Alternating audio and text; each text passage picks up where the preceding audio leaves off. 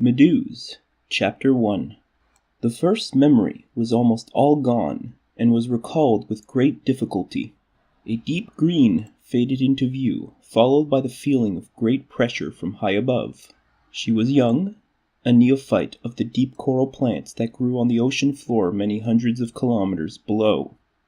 As she ate, she felt compelled to climb, and soon she found herself basking in the glow of twin blue suns.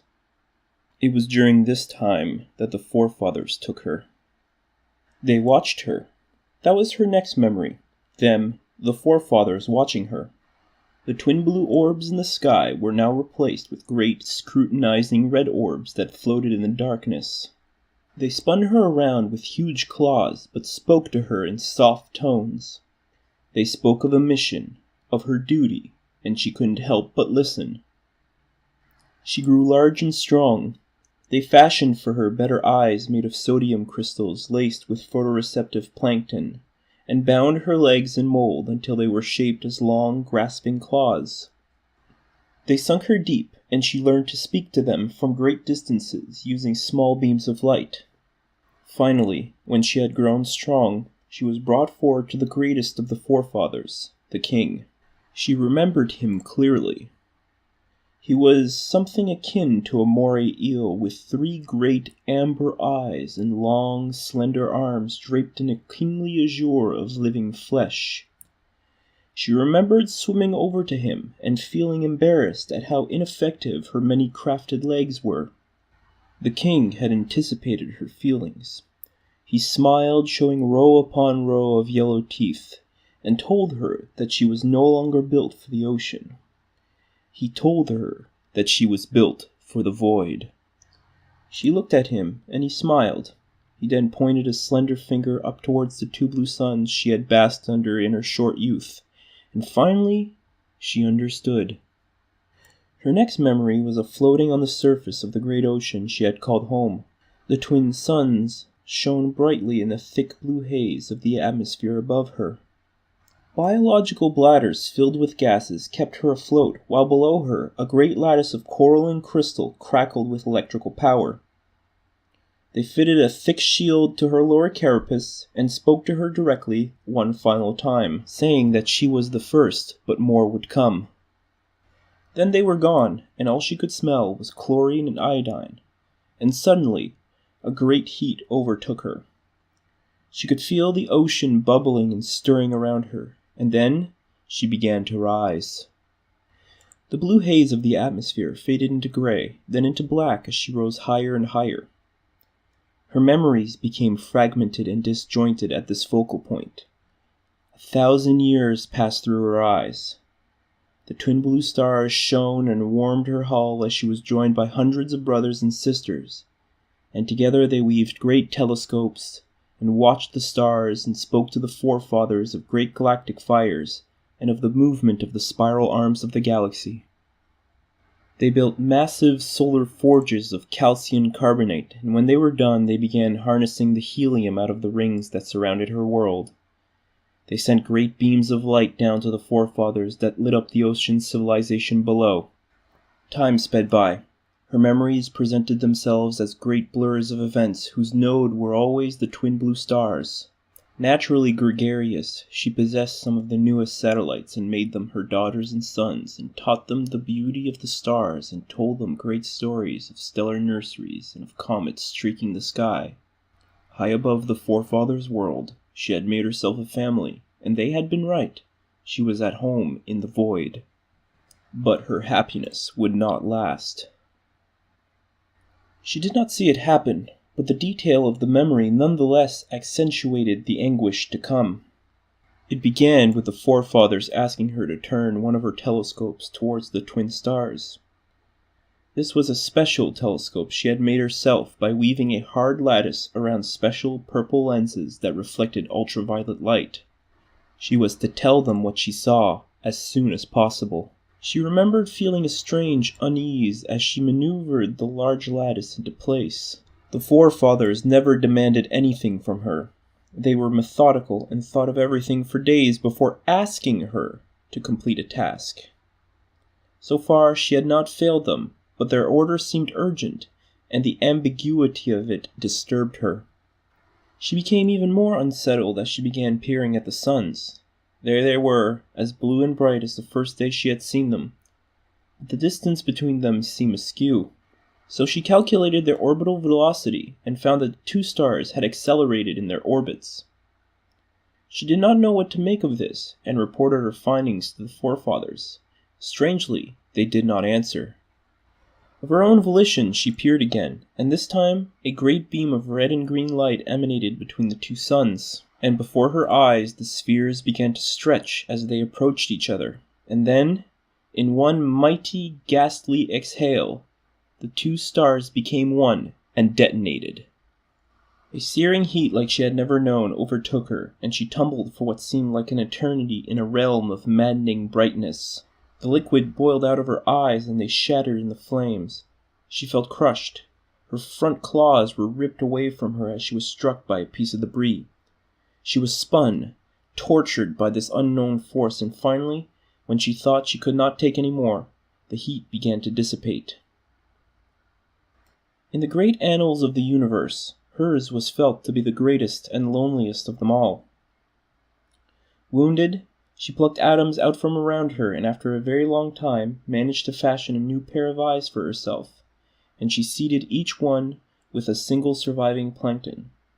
Slowly, her sight returned, and she found herself floating in a cloud of haze.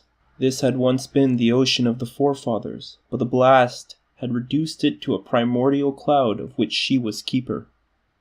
She panicked.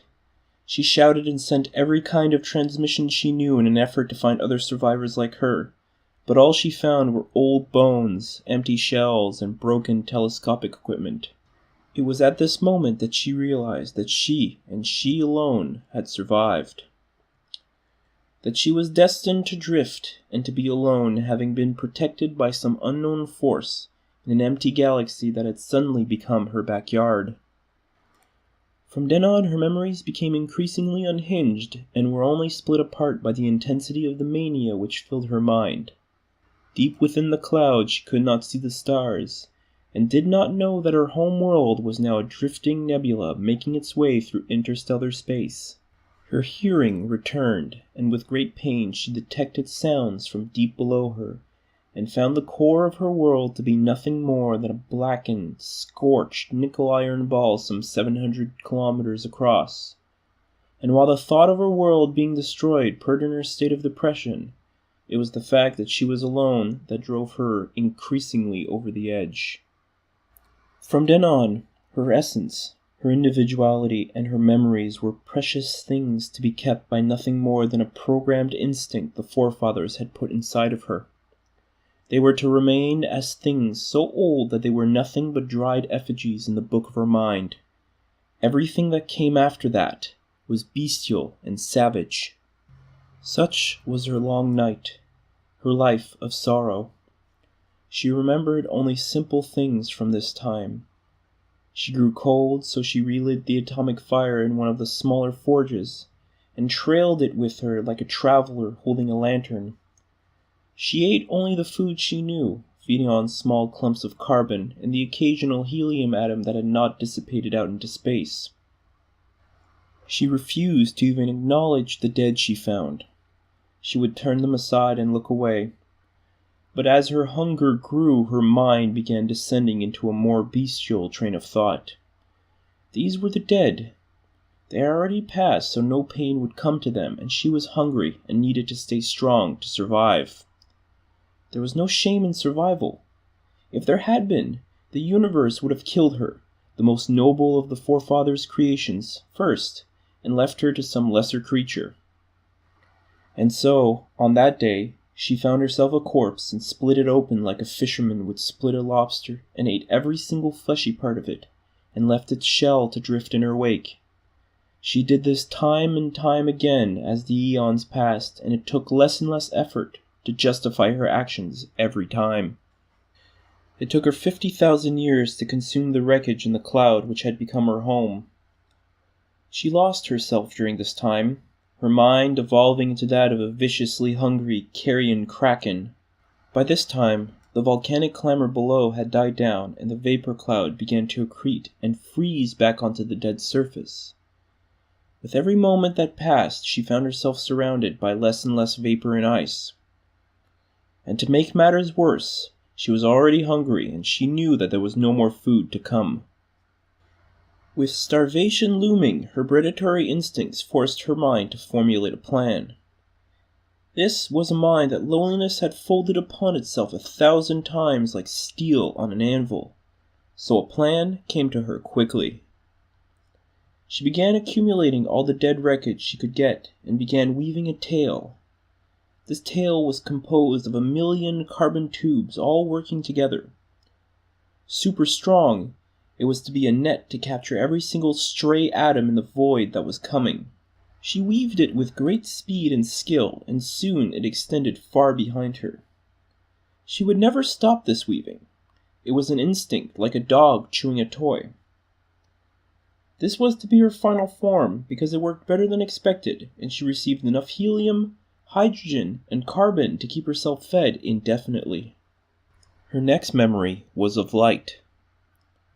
She focused her eyes and saw the light again, not so much a source of light, but rather a reflection from a source of light far away.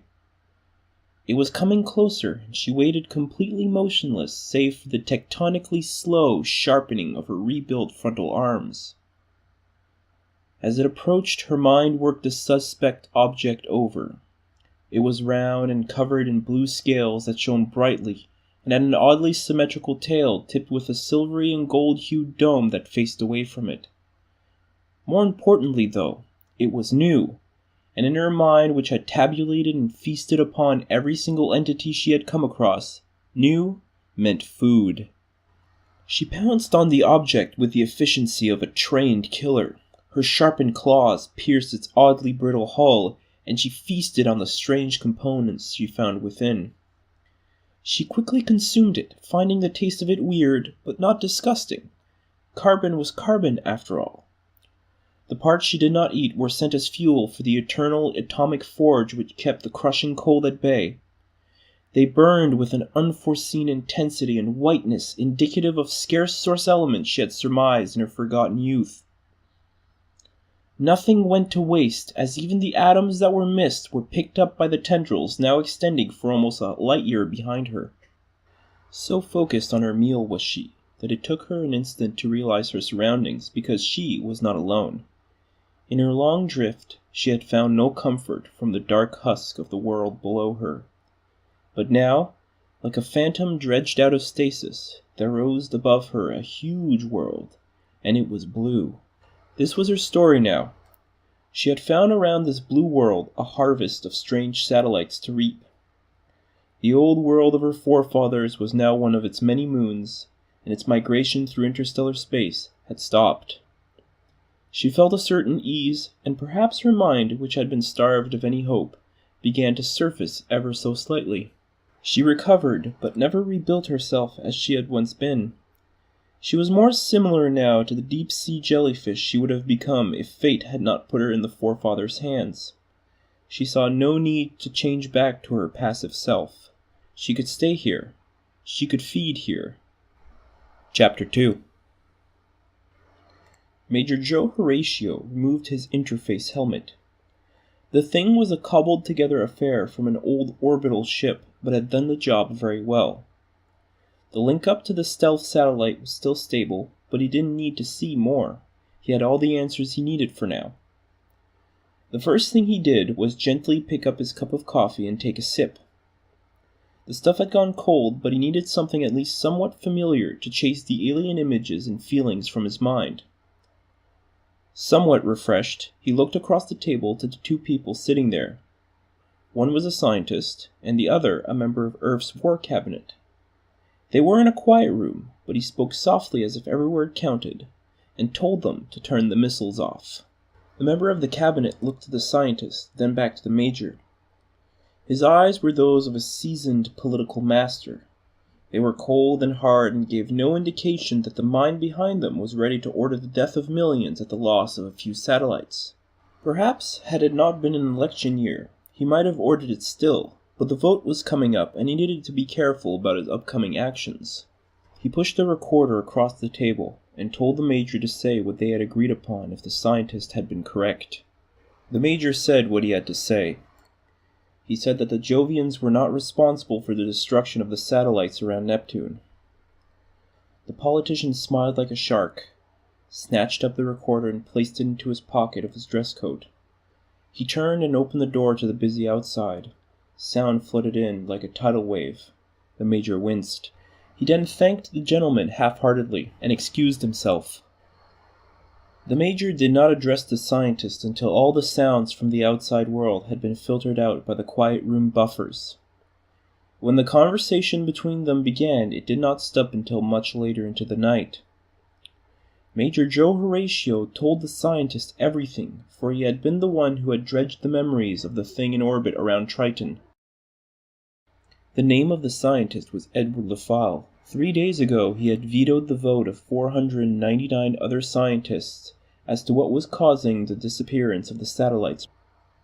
LaFalle had been laughed out of the council room when he claimed the cause to be alien, but his veto was legitimate and had required an inquiry from the War Cabinet. Now he felt vindicated. This had been the longest 3 days of his life. Now he could go home and sleep, and maybe in the morning he would wake up to an email from the Academy who had forced him to resign 2 days ago. After the Major was done, LaFalle took a deep breath and closed his ledger, which was filled with blurry false-color images of something smashing a satellite to bits and consuming it. Elated, he said, "So, we do not need to worry. No bombs need to drop today." But the Major responded to the contrary. He said that the creature needed to die. LaFalle was appalled. But then the Major explained to him that at the last moments before he disconnected, he had felt something that he, an old man of 104, had not understood at first because he had not felt it in a very long time. But now the Major had had time to think, and he would recommend that a ship be sent to kill her. Because, deep in her gut, near the parts ancient and fleshy and warmed by an atomic forge of alien design, lay a clutch of 40 million polyps that she had created with great care and forethought. Each one was imbued with instincts that would grow them into predators that could potentially devour all of humanity's ships, satellites, and space stations. And now that there was enough food, they were waking up. Horatio had felt the need to procreate, and he knew that she was ready. In the coldness of space, where she had been half awake and half asleep, she had made herself a promise that if the chance ever arose, she would rebuild her family. And so, like a great genetic laboratory, she had worked for 3 million years, and had tried to create one polyp for every new star she had seen in the sky.